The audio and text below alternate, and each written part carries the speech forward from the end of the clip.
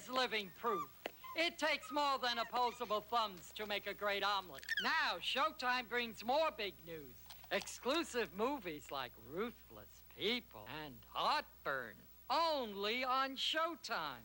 And if I'm lying, I'm buying. If you spot these two movies on HBO or Cinemax, you'll get free cable for a year. Plus Shirley's secret brunch recipe. That's the Showtime promise. Strength, stamina, tone, agility, striving, sweating, reaching, stretching for fitness. Be good to yourself at the Longmont Athletic Club. Call 772-4700 for membership information.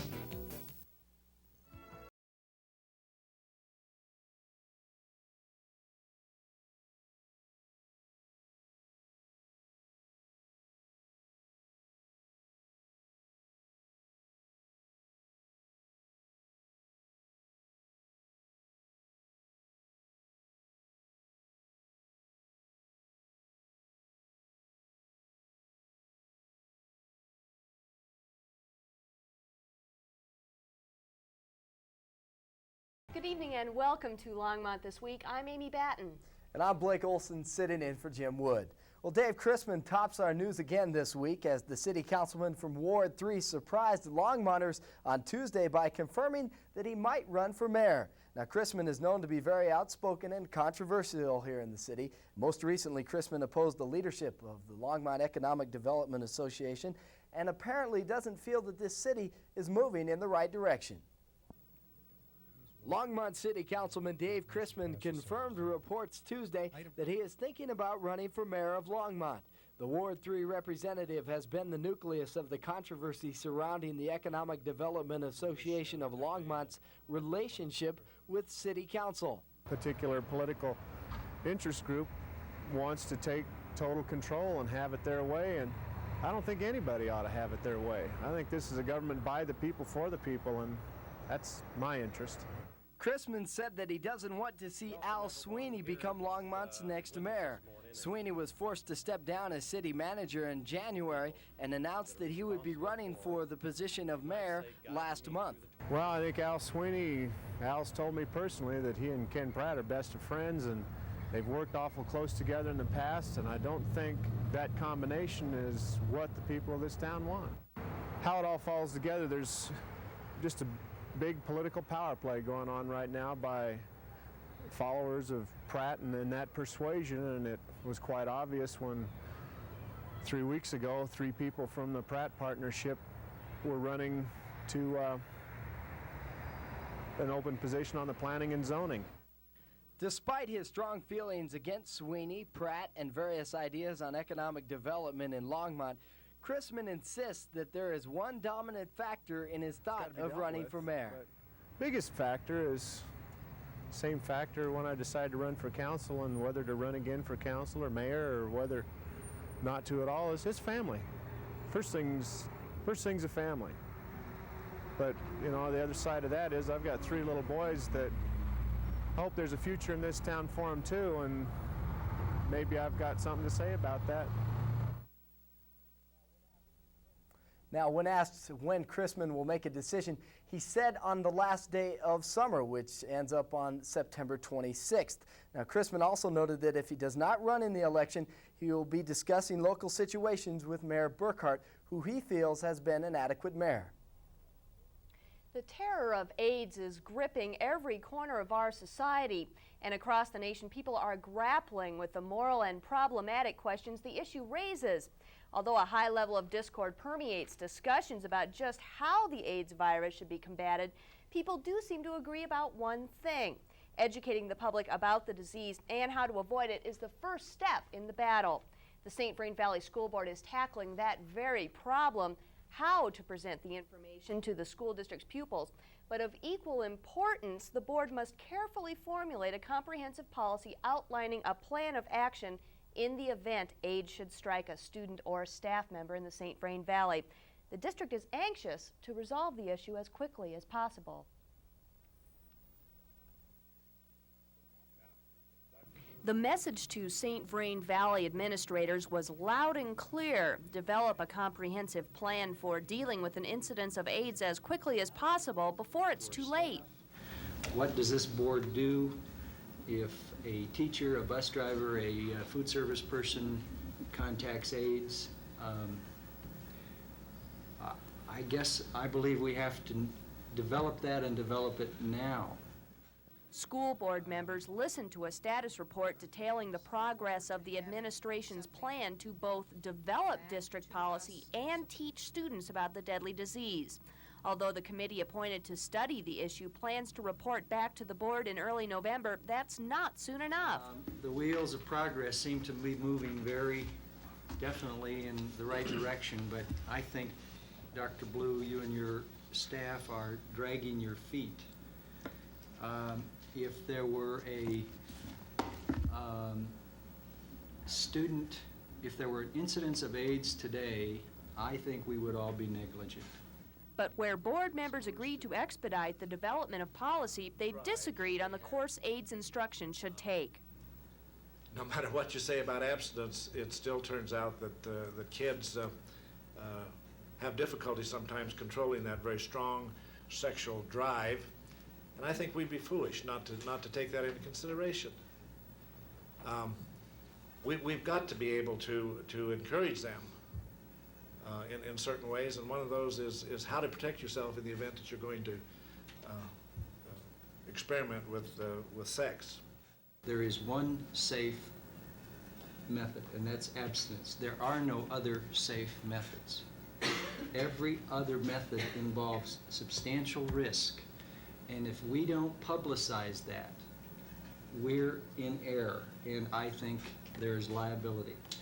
Superintendent of Schools Keith Blue believes that by comparison, the St. Vrain Valley is doing an adequate job of meeting the issue head on.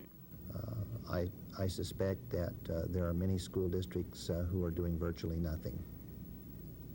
So I think that we're probably well ahead of where other school districts are, and have responded, I think, in a very timely way to dealing with this issue. Currently, St. Vrain Valley students learn about AIDS through a required health class that students must complete by the 8th grade. However, older students may have missed the AIDS lessons, and consequently, the study committee prioritized the need to instruct these high schoolers about the dangers of AIDS before they graduate from the school system. On the lighter side of education, Wednesday marked the first day of the 1987-1988 school year, and joining the ranks of the approximately 14,500 pupils in the St. Vrain Valley School District are some newcomers to the school. Here's a glimpse of the youngest students in the St. Vrain Valley and some relative old-timers.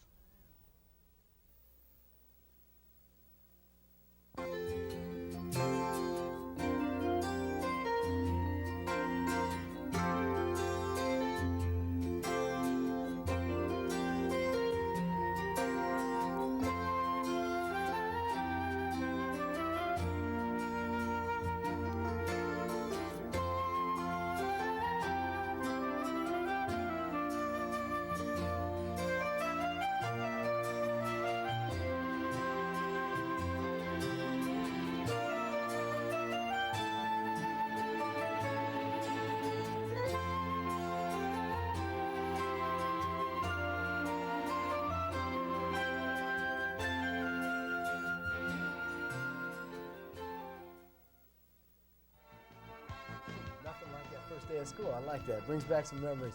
When we come back on Longmont this week, you'll find out what happened to a vicious dog held captive.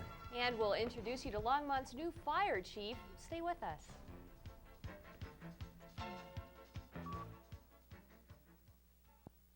Listen to the heartbeat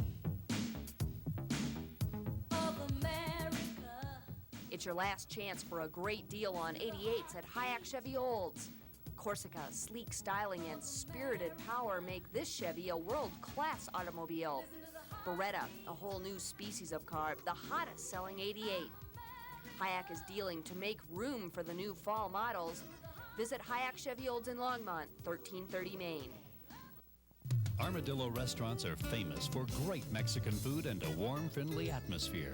But the real secrets of our success are fresh ingredients and recipes that have been handed down for generations. Now all of our family favorites are available for takeout.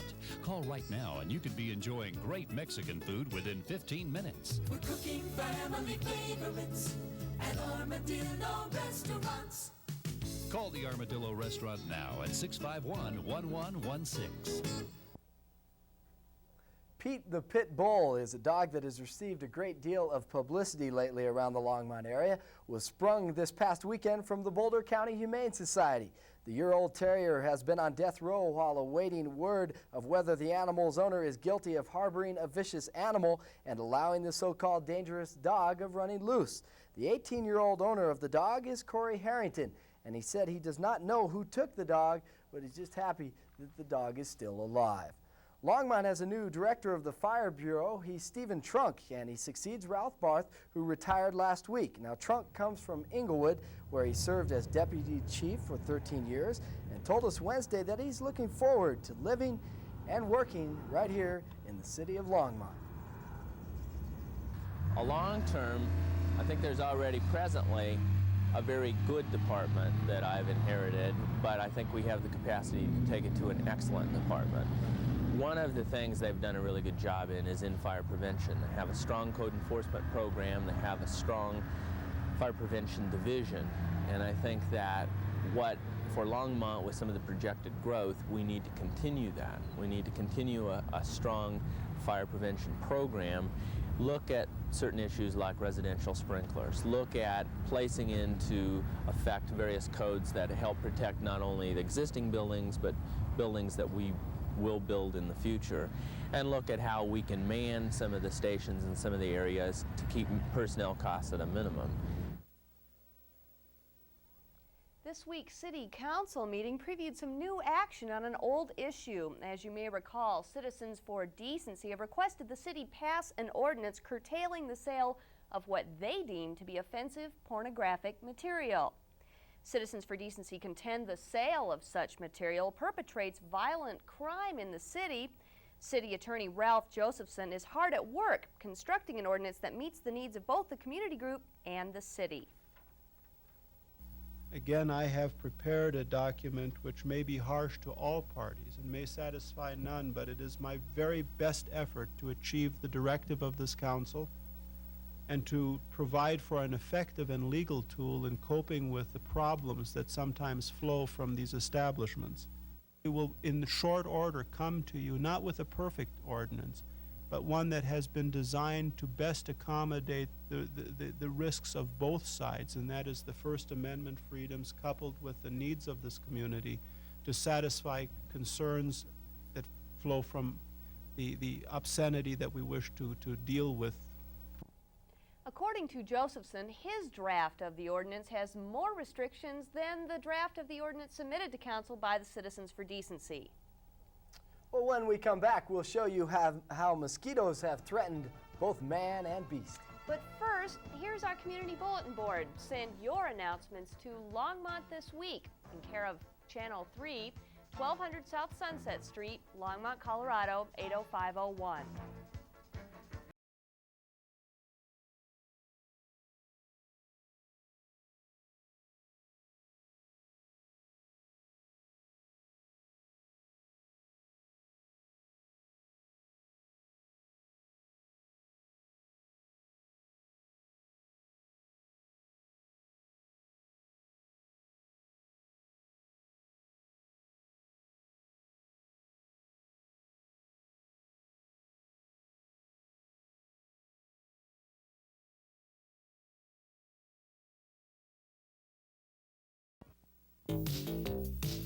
Strength, stamina, tone, agility, striving, sweating, reaching, stretching for fitness. Be good to yourself at the Longmont Athletic Club. Call 772-4700 for membership information. Anne Boleyn would have loved this place if only she could have kept her head. Good food and a warm and friendly atmosphere, and cool and refreshing drinks. The Hastings Inn at 199 South Main Street, Longmont, where you will be treated like royalty at less than princely prices. I say, my dear, would you like to be the next queen? Join us this Saturday evening for a steak dinner for two, $13.95. Colorado summers means heading for the outdoors, and this means a battle with mosquitoes. But the late summer months have raised the stakes between man and mosquito.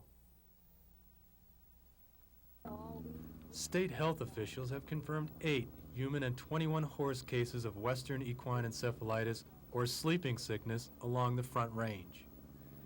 On the surface, this is not a significant number, but certain conditions could make it a tremendous threat to humans.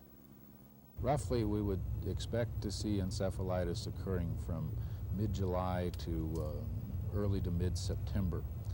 The one particular mosquito is associated with the transmission of the disease in Colorado, and that time frame approximates the peak of the population. The problem is we have such a large horse population in the area, and with the wet spring, we have a very big potential for this thing getting out of hand. With birds as the reservoir, mosquitoes transmit the virus to both man and horse. Ironically, symptoms are more difficult to detect in humans than in horses. The term encephalitis is kind of a generic description of conditions of swelling of parts of the brain. Normally it takes 5, say to 15 days for the onset to develop, and each person that contracts the disease may show a different level of the symptoms. And it will show such things as a headache, a high fever, some disorientation, but depending upon how severe the symptoms are expressed, it could be associated with some other disease, or perhaps assume that it's a flu. Since it isn't a disease that's here constantly, it's hard for the doctors to pick it up as just exactly as being an encephalitis. Well, these horses a lot of times will act just like they're sedated. It's a sudden onset. The horse, you may go out and he's got his head down, he's very lethargic, lower lips drooped. He acts just like he's been under a heavy sedation. Temperature may be normal or maybe up to 104, 105. You can't always go on what they're running on their temperature. Their attitude is that they walk like a sedated animal. They don't have a good proprioception where they know where their legs are. A lot of wobbliness. They may be down. You can't get them up. Appetite is gone. Presently, there is no cure for equine encephalitis, but certain precautions should be taken for both man and animal. We advise people to, in general, try to restrict their exposure to mosquitoes. Don't go outside during the hours when mosquitoes are active if you can. Wear long sleeve shirts, long pants, wear a repellent, drain away standing water if you have some in the field or the backyard, those kinds of things. Well, vaccination at the proper time is the main form of prevention. If they're in an area where they have a lot of sleeping sickness, keeping these animals sprayed with fly sprays, mosquito sprays will also help. But they can't rely upon them lasting for a week. They've got to do them on an every other day basis. And on an area where you have an outbreak, it's highly recommended to go ahead and boost their sleeping sickness again later in the summer. They'll vaccinate in like April or May, and they ought to boost them again in July or August. Reporting for Longmont this week, this is Dave D.V.M. Testing is still continuing at the Center for Disease Control in Fort Collins. The most severe outbreak was on the western slope when 18 people contracted St. Louis equine encephalitis, a more severe variety. If you would like more information about the disease, call your physician, veterinarian, or the Boulder County Health Department. Our business correspondent, Marie Rafael, is also off this week, but in local business news, the workforce at Amcodyne has been reduced. Located in Longmont, Amcodyne has adjusted its total employment from 175 workers in 1975 to 50 workers this week. Amcodyne is owned by Century Data Systems of California. The company manufactures removable hard drive computer components such as PhD, the perfect hard drive. General Manager Bob Staples explained that the lack of the larger computer companies marketing similar devices has had an enormous effect on Amcodyne sales. Despite the cutbacks, Amcodyne plans to remain in Longmont, citing a good employment pool and the availability of inexpensive real estate as the major incentives. Amcodyne will be introducing its new 8-inch removable hard drive cartridge this fall. Coming up next, Blake will preview some local high school football teams. Stay with us. Join Channel 3 again this fall for all your favorite area high school football games on the IBM Game of the Week. The defending 3A state champions Skyline Falcons will enter the '87 season filled with pride as the Longmont Trojans will see if they can better their impressive second-place finish from a year ago. And the Niwot Cougars will be battling to prove themselves in the '87 campaign. It all starts Friday, September 11th on the IBM Game of the Week, right here on Channel 3.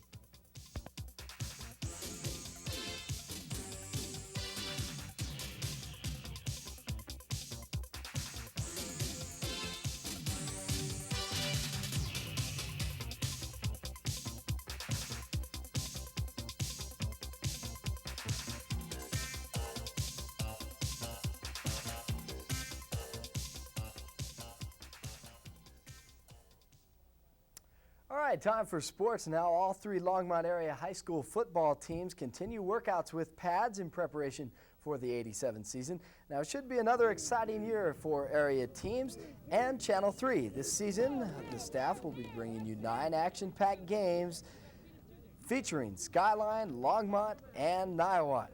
Postseason action that occurs, we'll broadcast that too, so hopefully they'll go to state and all that. We'll be broadcasting all those games. So if you can't make it out to the game, you can watch it right here on Channel 3. As you know, last season we were lucky enough to have 2 of the top 3A teams in the state in Longmont and Skyline. So Channel 3 is lucky to be able to bring you some quality high school football. Our first game of the year will feature Niwot going up against Greeley Central September 11th. And that rematch from last year's state championship game will be played September 20th. The playing conditions are good right now at Everly Montgomery Field. The season opens up with Skyline taking on Rocky Mountain on Thursday. The Longmont Trojans will be at North Glen on Friday, and Centaurus will be at Everly Montgomery Field to take on Niwot September 4th. The high school volleyball season will be in full action next week, and the schedule looks like this. Fort Collins will be at Skyline on the 3rd, and Centaurus will be at Longmont on that same night. And Saturday, Niwot will open the '87 season against Skyline. Area high school tennis teams are getting set for their Northern Conference season. Longmont, Skyline, and Niwot will all have to face teams from Greeley Central, Greeley West, and Loveland, who all are returning, have some fine returning netters, I should say. Longmont will open its season with Thompson Valley on Saturday. Skyline only has 2 returners on the team, and they go up against Rocky Mountain this weekend. And Niwot will take on Centaurus on Friday. CU football news. Starting inside linebacker Don DeLuzio will miss this year's entire schedule after finding out that he had serious problems with his right knee yesterday after arthroscopic surgery. Head coach Bill McCartney said that he didn't realize how serious the injury was until Thursday. Sophomore Michael Jones will take over that position with Wayne Rafferty from Longmont backing him up. No word yet on whether quarterback Mark Hatcher will be able to play or not after allegedly cheating on a summer exam test. They're awaiting a hearing date from the School of Arts and Sciences. And that is a look at the sports tonight and the news right here on Longmont this week. Also, Amy, the Broncos are taking on the Los Angeles Rams again. I'm sure you'll be home watching that. But I sure will. Thanks a lot, Blake. No problem. And that's it for Longmont this week. Thanks for joining us. Have a nice evening.